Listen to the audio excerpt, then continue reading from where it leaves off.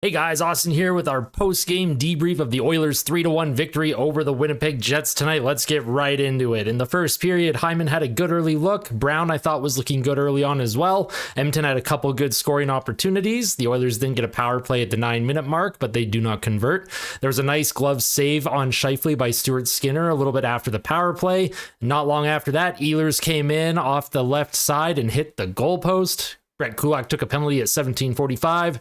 Stuart Skinner made a nice glove save on Cole Perfetti, but then on the power play, Perfetti converts off a pass by Scheifele, taps it into the net. Desharnais lost his man in front for the tie-up, 1-0 Jets after one. Shots were 12-8 for the Oilers. The expected goals for were 1.13 to 0.74 for Edmonton. Second period, Kyle Connor had a couple really good looks early, but Stuart Skinner came up big. Matthias Janmark set a pick on Josh Morrissey and knocked him out of the game briefly. The Winnipeg Jets were not happy about that. I thought the Oilers were continuing to play well. McDavid and Draisaitl were given a shift in the offensive zone with Morrissey in concussion protocol. I liked that decision by Chris Knobloch, trying to take advantage of a team that just lost a defenseman, try and get the jump on them. Kane took a penalty after everything that the refs had been letting go up to that point, but the penalty kill did come up clutch.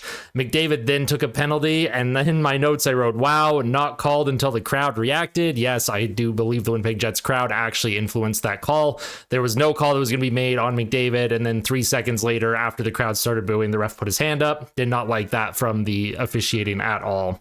Skinner with another nice save. Janmark gets a breakaway on the penalty kill, but he is stopped by Connor Hellebuck at the end of the second period. The shots were 23-18 for the Oilers, and the expected goals were 2.24 to 2.13 for Winnipeg. So Winnipeg, they had a couple power plays. I think that inflated their expected goals for just a little bit. But once we hit the third period, it was all Edmonton. They had a lot of physical play early. It seemed like every line that was rolling was going out and throwing hits. Connor McDavid was leveled and there was no call.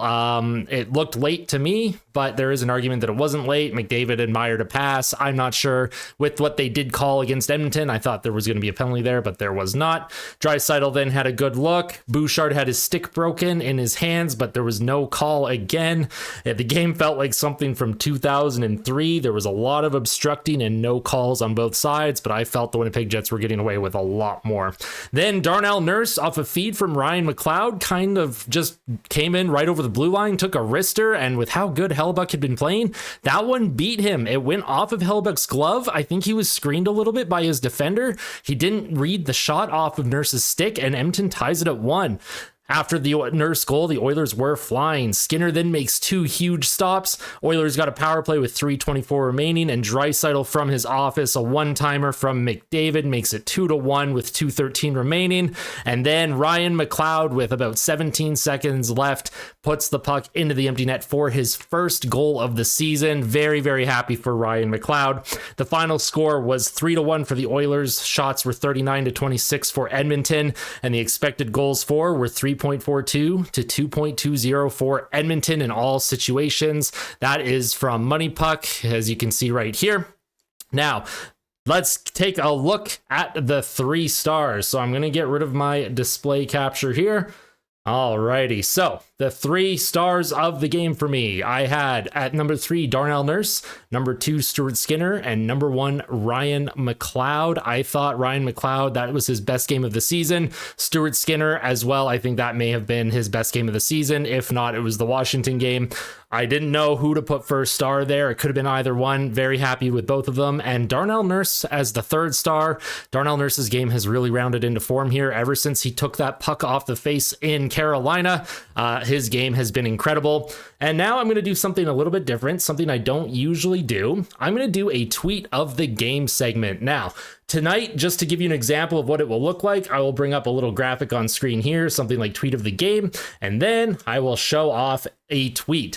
Tonight, since it's the first time I'm doing it, it's just one of my tweets. Darnell Nurse, since breaking his face with a puck in warm-up, turned into Bobby Orr. That's how good he has been playing to me.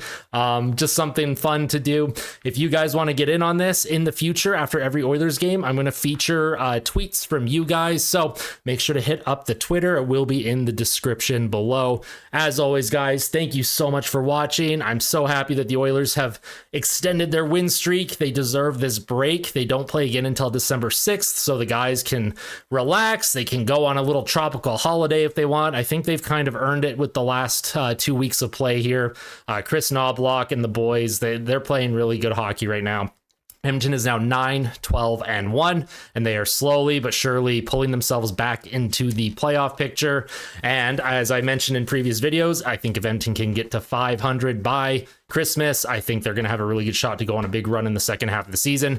But what did you guys think of the game tonight? Did you have fun? Do you think Edmonton has turned their corner? Do you think this is sustainable? Let me know what you think. And as always, we'll see you in the next one. Make sure to like the video if you liked it. Make sure to subscribe if you really liked it. Sorry. And we'll see you in the next one, guys. Take care.